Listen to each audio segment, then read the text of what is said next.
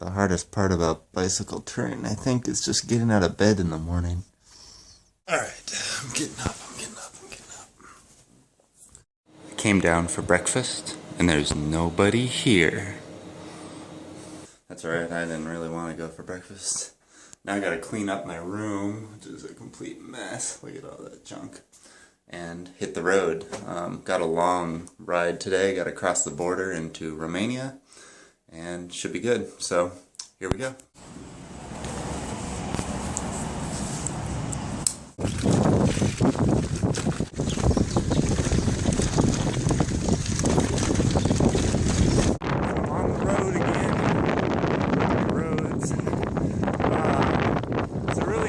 Part of Ukraine because I'm in the southwest corner. It's kind of sandwiched between Poland, Slovakia, Hungary, and Romania. So all 5 of those countries kind of come together in this one point.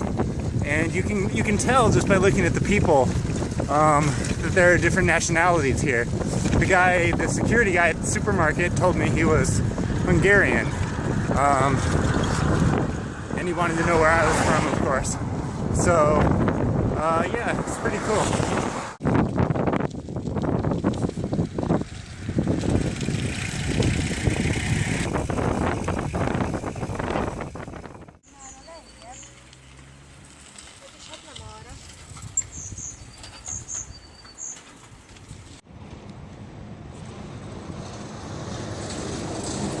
2 years ago, I cycled across Ukraine during the winter time, and it was so cold and foggy at that time that you couldn't see much of anything. All you could really see was like these trees on the side of the road. You couldn't see way back in the distance like that. You could barely see, you know, up the road just a short distance. So this trip has been quite different and frankly much more enjoyable. And yeah, I could almost like take my jacket off right now. It's that warm.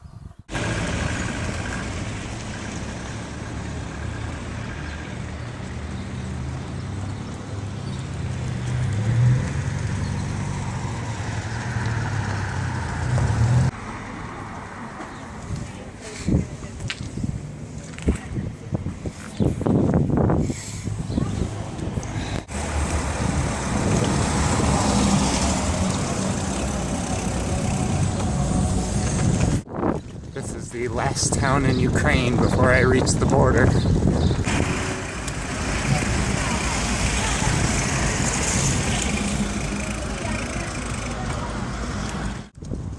This is the second bike path in Ukraine that I've come across.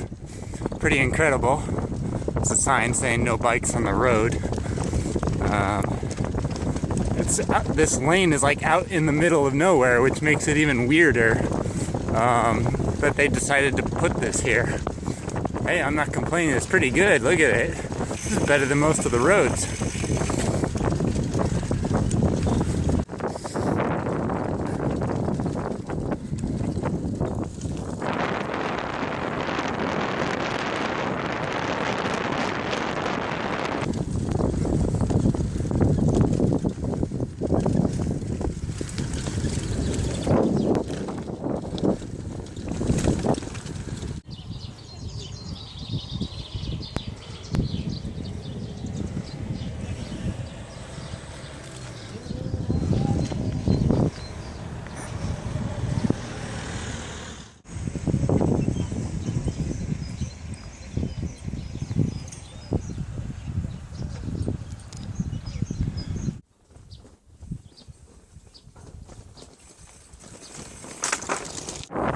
Alright, this is it. Approaching the Ukraine-Romania border.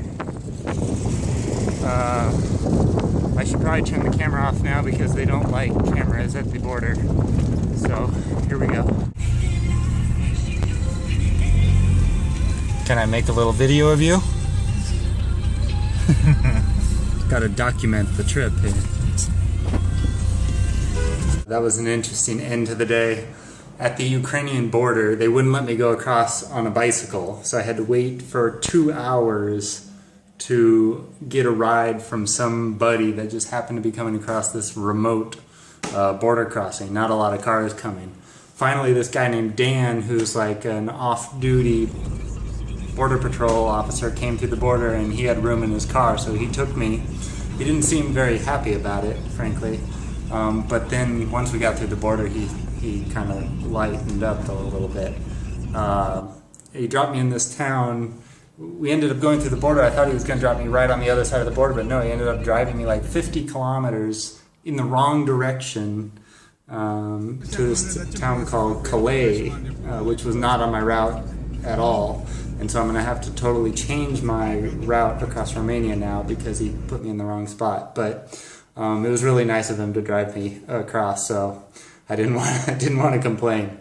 So I just got a ride through the border with Dan, the border patrol officer, off-duty border patrol, and now he's dumped me in this parking lot. And I got to put my bike back together and find a place to sleep tonight before it gets dark. But now I'm in this town called Calais, and I just checked into a hotel. Cost 80 lei. And I also picked up a SIM card for my phone so that I have phone and internet access while I'm here in Romania. It's a long story. We'll deal with it tomorrow. SIM card, and then whew, south to Berehove. Alright, I'm gonna take a shower. I'm so dirty right now.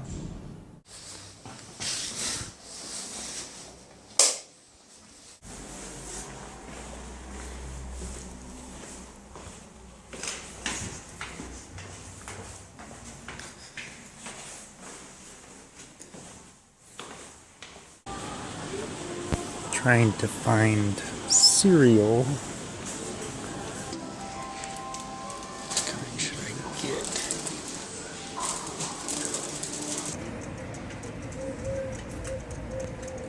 There's a big castle here, and there's a sign explaining it. Unfortunately, it's not in English. It's in German and Romanian, and I don't know what else. I speak a little German. I can. Says that this castle was 1700, built in 1700, I think, and that there was a big garden or something. Yeah, that's all I can understand.